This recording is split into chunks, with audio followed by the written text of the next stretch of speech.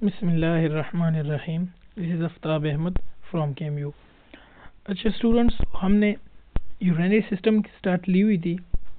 इसमें हमने तकरीबन हाफ से ज़्यादा पढ़ लिया है। अब हम यूरिन फॉर्मेशन प्रोसेस पढ़ेंगे।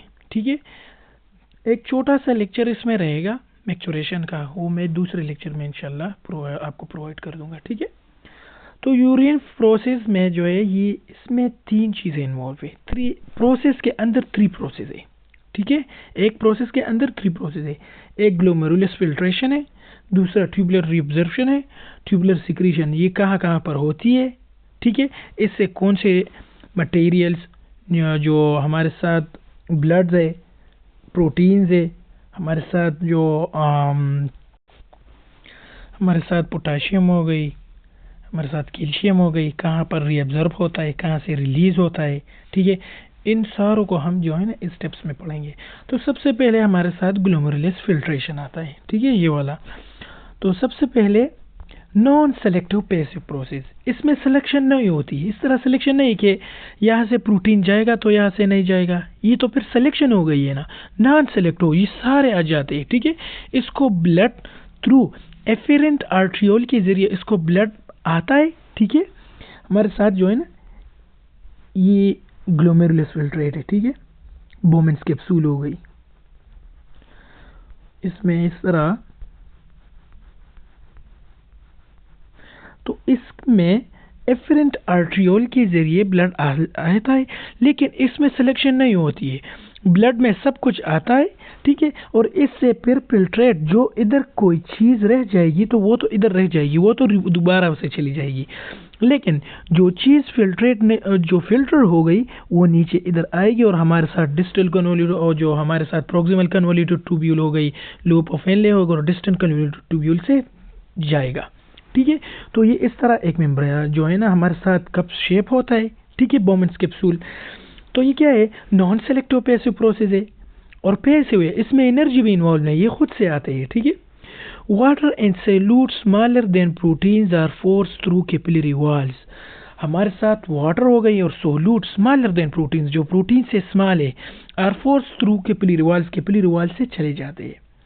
Blood cell can not pass out the capillaries. ये MCQ है कि कौन सी चीज़ जो है हमारे साथ ये ब्लड कैपिलरी से नहीं जाती है। ठीक है, तो इसमें हमारे साथ बस प्रोटीन आ जाते हैं और हमारे साथ जो ब्लड सेल्स है वो नहीं चले जाते। ठीक है, और सब कुछ जो है ना फिल्ट्रेट होता है।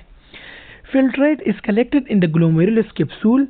ऑलरेडी मैंने आपको इस तरह बताया हुआ है। ठीक है, कप शेप का ग्लोमेरुलस कैप्सूल में नीचे आते हैं। ठीक है, and leaves way renal tubule, और हमारे साथ जो रीनल ट्यूब्यूल है नीचे वाली पोर्शन जो है ना वो उधर आ जा लेते हैं। ठीक है, तो इधर लिखा हुआ है and leaves way renal tubule. अब जब हमारे साथ ये एफरेंट आर्ट्रियोल के जरिए ब्लड आता है बोमेंस कैप्सूल में, तो ये तो कुछ हमारे साथ प्रेशर अप्लाई करेगी ना, इसका तो भी रेट होगा ना। पर मिनट ये कितना फिल्ट्रेट कर दिए। ठीक है, इसका फिल्ट्रेशन रेट कितना है, बोथ किडनी का कितना है, मेल में कितना है, फीमेल में कितना है।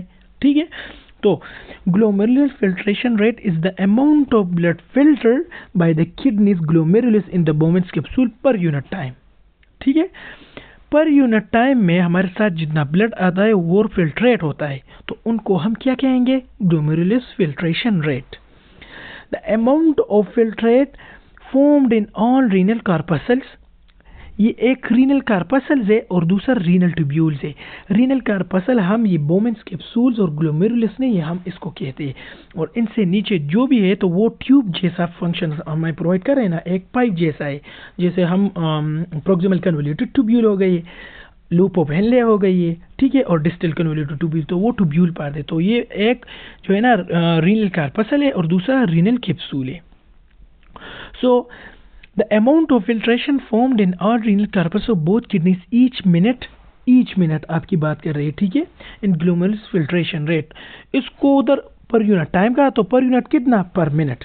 ठीक है, in healthy adults the GFR averages 125 millilitre पर मिनट।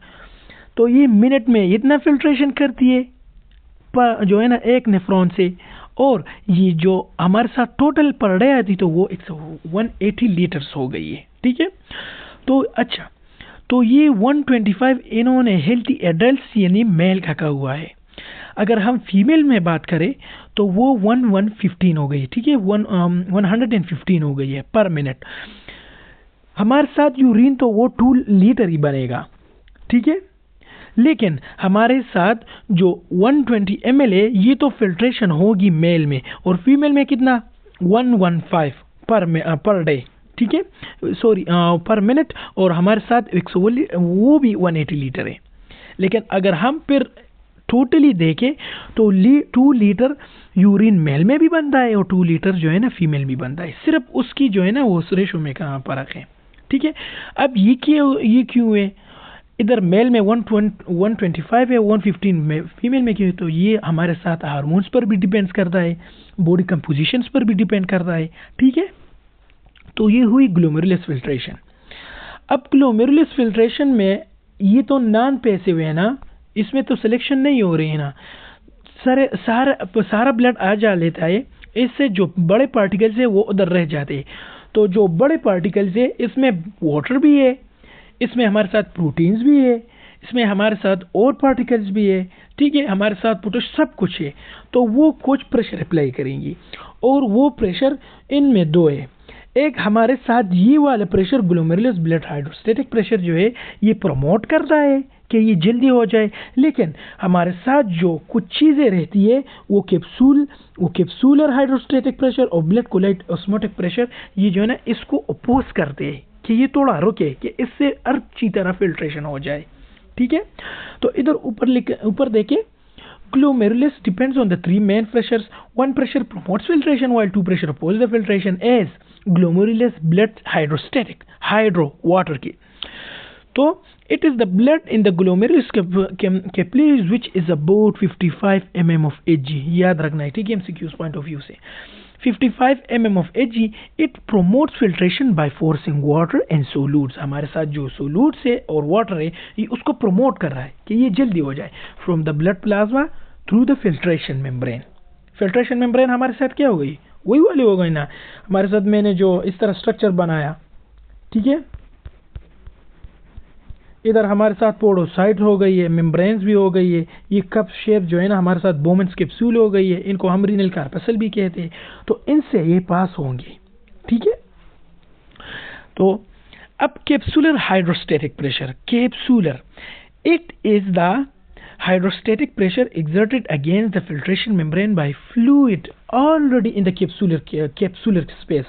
हमारे साथ जो कैप्सूलर स्पेस है, ठीक है, ऑलरेडी उसमें वो हाइड्रोस्टेटिक प्रेशर आया हुआ है, वही नाम इधर लिखा हुआ है, ठीक है।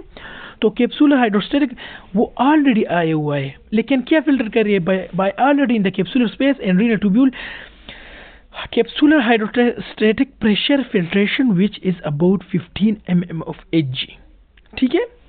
तो क्या है ये असल में ग्लोमेरुलस, ये तो वाटर जो है वाटर और सोल्यूट प्रोवाइड कर रही है प्रेशर, लेकिन हमारे साथ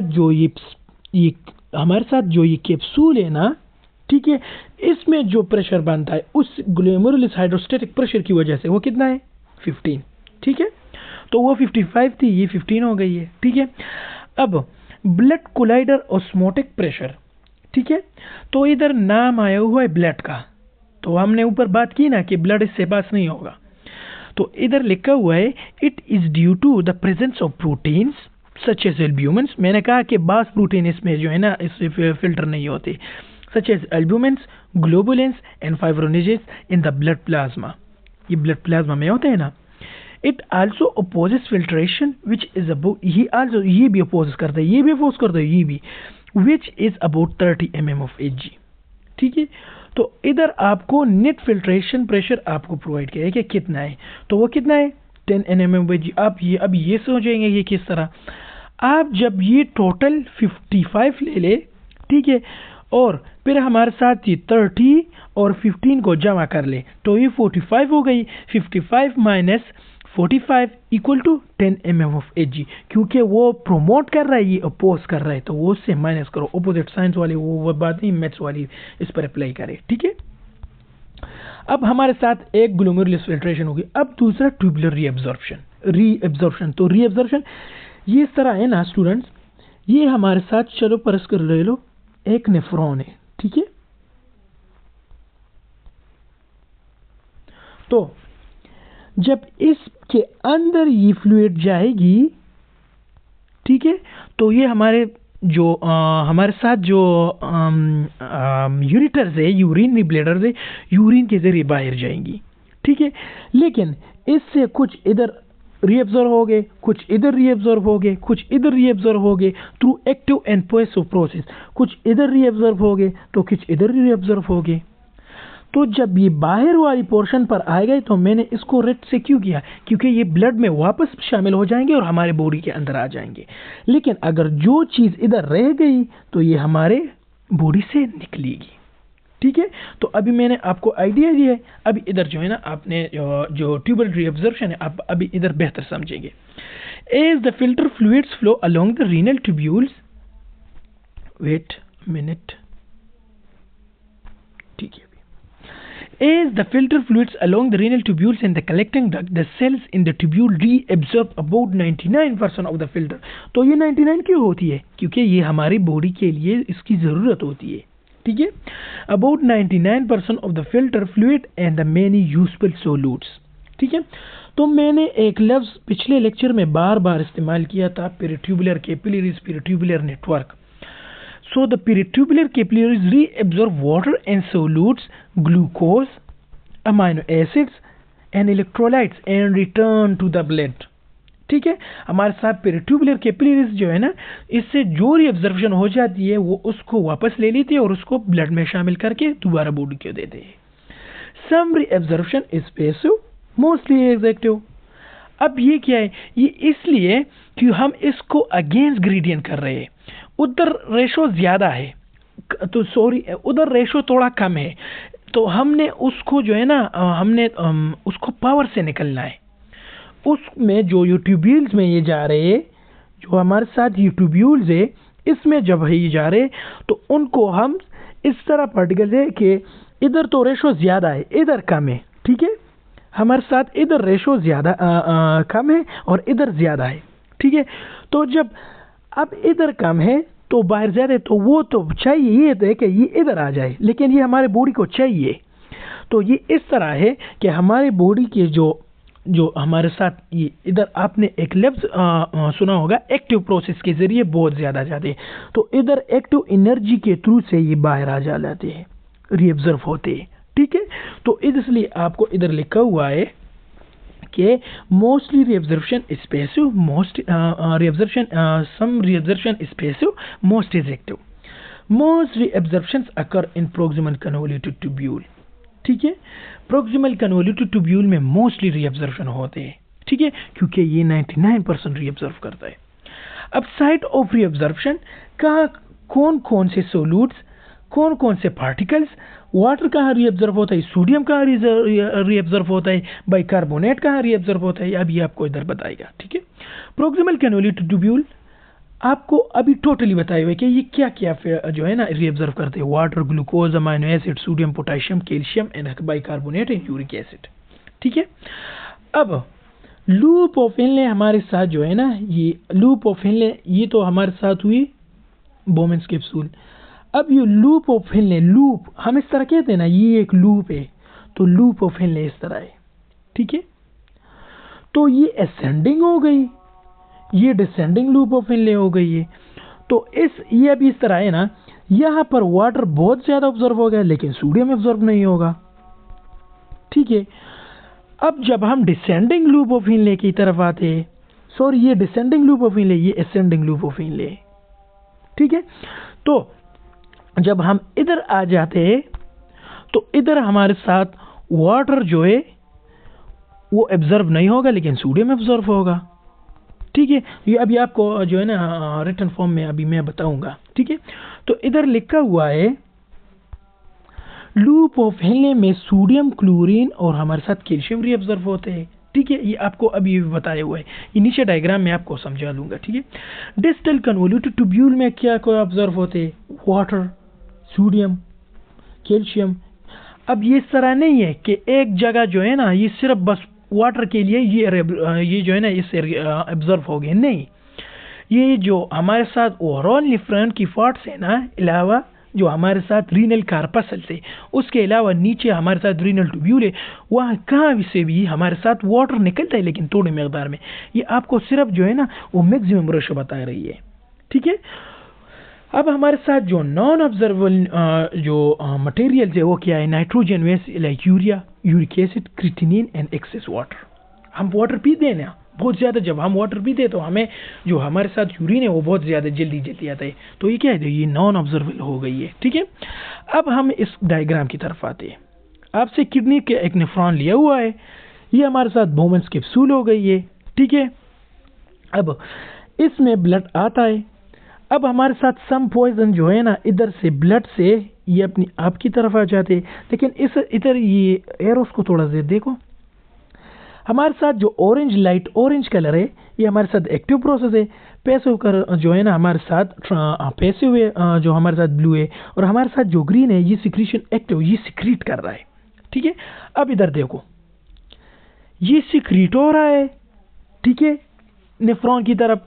उधर हमारे साथ जो ये ब्लू कलर के बाइकार्बोनेट्स और वाटर है ये पैसिव ट्रांसपोर्ट के जरिए जाते, क्योंकि नेफ्रॉन में वाटर का मकदार ज़्यादा है, बाहर कम है, तो हमारे साथ बॉडी में को वाटर चाहिए तो वो उसको रिएब्जर्व होते, क्योंकि ये हमारे साथ इसमें एनर्जी इन्वॉल्व नहीं होती, तो ये पैसिव ट्रांसपोर्ट के जरिए जाते हैं। लेकिन एक्टिव ट्रांसपोर्ट के जरिए कौन, ग्लूकोज एंड अमाइनो एसिड चले जाते हैं, ठीक है। तो ये हमारे साथ बोमेंस कैप्सूल प्रोक्सिमल हमारे साथ प्रोक्सिमल कन्वोल्यूटेड ट्यूब्यूल हुई। हम कहते हैं ना ये प्रोक्सिमल पार्ट है और ये डिस्टल पार्ट है, तो ये प्रोक्सिमल हमारे साथ फर्स्ट पार्ट आता है बोमेंस कैप्सूल के बाद, ठीक है। तो इधर हमारे साथ जो है पॉइजन्स और हाइड्रोजन्स आयन रिलीज होता है, इधर हाइड्रोजन्स वो हमारे साथ जो पावर ऑफ पीएच है ना उसकी तरफ आपने जो है ना दिमाग ले चले जाए कि हमारे साथ पीएच भी कंट्रोल करता है, ठीक है। तो हमारे साथ सोडियम बाइकार्बोनेट्स वाटर रिएब्जॉर्ब होते हैं। अब जब जो कोई मवाद रह जाता है वो नीचे चले आ जाता है, लेकिन ये देखो ये कोर्टेक्स रीजन में अब मिडोला में हम आते हैं, ठीक है। ये जुक्स्टा मिडुलरी जो है ना हमारे साथ नेफ्रॉन है। तो इधर अब अगर देखें, ठीक है, तो इधर मैंने आपको ऑलरेडी बताया कि हमारे साथ जो डिसेंडिंग लूप ऑफ इनले इसमें वाटर रिएब्जॉर्ब होता है लेकिन सोडियम नहीं होता है, साल्ट नहीं होता है। लेकिन जब हम अगर इधर देखें, ठीक है, अगर हम असेंडिंग लूप ऑफ इनले देखें, ठीक है, तो इधर हमारे साथ सोडियम होती है लेकिन वाटर नहीं होती है, ठीक है। और इधर हमारे साथ ये देखो ना ये पैसिव ट्रांसपोर्ट की रेंजर थे, तो इससे तो जो हमारे साथ रिएब्जॉर्ब हो गई। अब हमारे साथ सोडियम और चाहिए वो बॉडी को, तो इधर हमारे साथ एक्टिव ट्रांसपोर्ट थ्रू एनर्जी जो हमारे साथ है वो जो हमारे साथ सोडियम क्लोराइड है साल्ट है वो से रिएब्जॉर्ब करते हैं, ठीक है। अब ये हमारे साथ इधर आएगा है distal convoluted tubule.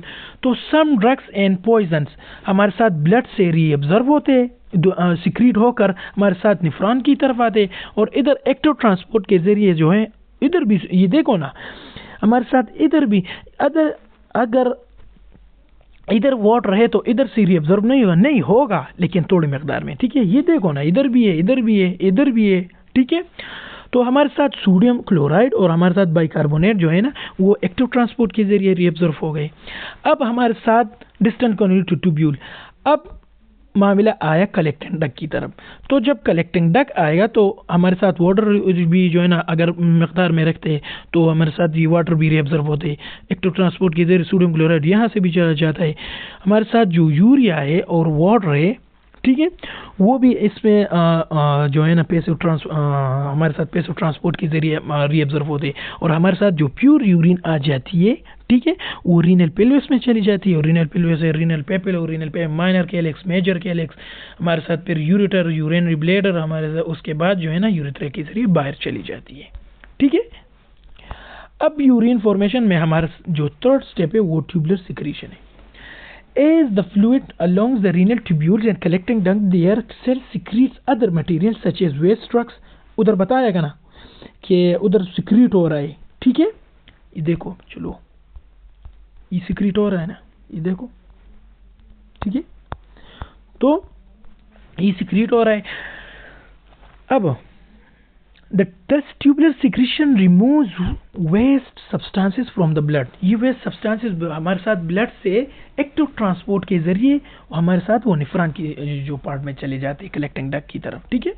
Some material moves from peritubular, ये देखो ना, peritubular into the renal tubules. तो ये रीनल ट्यूब्यूल्स तो पेरिट्यूबुलर नेटवर्क से हमारे साथ पेरिट्यूबुलर नेटवर्क से किधर चले जाते हैं, हमारे साथ ट्यूब्यूल्स की तरफ चले जाते हैं, ठीक है।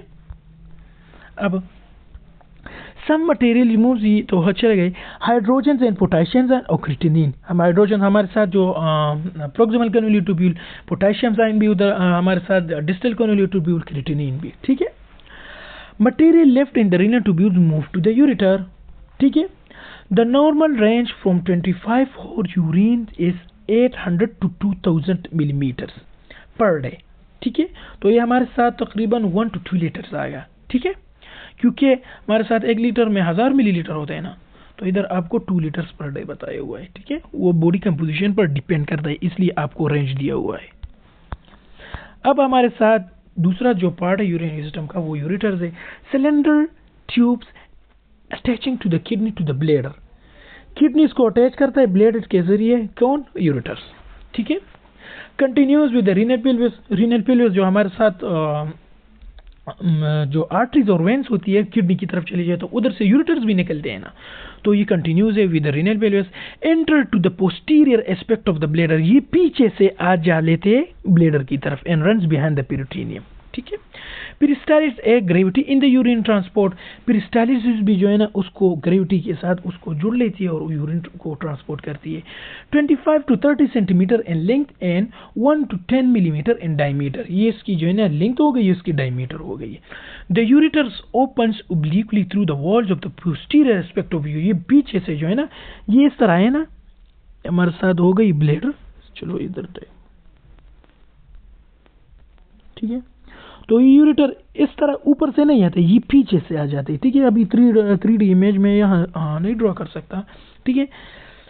तो ये पीछे से आ जाते हैं, posterior aspect of the urinary bladder. अब लेयर्स ऑफ द यूरेटर, हमारे साथ ये भी 3 लेयर से बना हुआ है यूरेटर।